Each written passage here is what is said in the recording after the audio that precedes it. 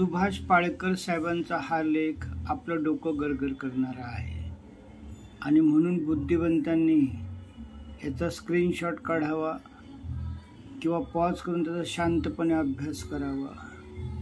कारण आपल्याला असं वाटतं बाबा आम्ही आता आमचा काय संबंध.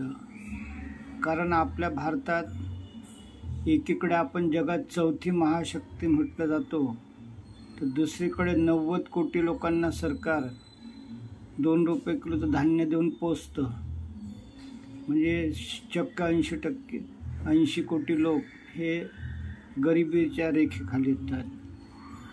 भारतात आपलं मासिक उत्पन्न महिन्याला 20,000 रुपये आहे, तर अमेरिकेच्या एका माणसाचं उत्पन्न महिन्याला 5 लाख रुपये दाखवलेलं आहे. तर ही प्रचंड दरी पाहिल्यावर साहजिकच जेव्हा बुद्धिवंत आणि उद्योगपती पुढे येतील तर ते काय होतात, भ्रष्टाचारानं माझं कसं आता पुढे भागवता येईल, कसं मला त्या श्रीमंतांच्या रांगेत जाता येईल. आणि हे सुद्धा आपल्या भारताचं एक मूळ भ्रष्टाचाराचं कारण आहे. ही जी आर्थिक आणि विषमता आहे, म्हणजे चक्क आपण खेड्यात जरी गेलं तर 10 लोक श्रीमंत असतात तर 90 लोक पोटाला बिचारे महाग असतात. आणि सुभाष पाळेकर यांचं ज्ञान फार अगाध आहे.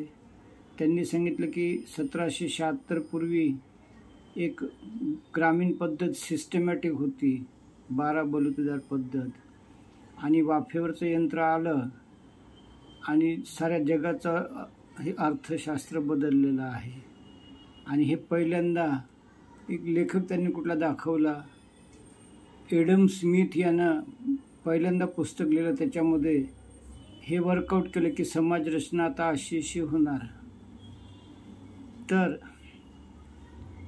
एकंदरीतच आपण म्हणतो उदाहरणार्थ सामान्य स्तरावर की पंजाब हे धान्याचं कोठार आहे, पण बिचारे सर्वात जास्त पंजाबीच कुठलाही पासपोर्ट आणि व्हिसा न घेता इंग्लंड वगैरेला गेलेला आहेत. हे मी 30 वर्षापूर्वी ऐकलं होतं की इंग्लंडच्या गल्लीत जरी आपण उभं राहिलं आणि पोलीस आले तर फटाफट अनेक लोक निघून जातात आणि पोलीस गेले की आपल्या हातगाड्या लावून तिथं पोट भरतात.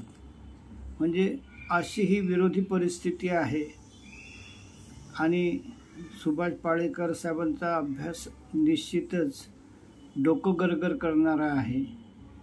आणि या सर्वांचा आशय चांगला आहे की आपण खरोखर स्वावलंबी होऊ आणि आपला देश सुजलाम सुफलाम करू.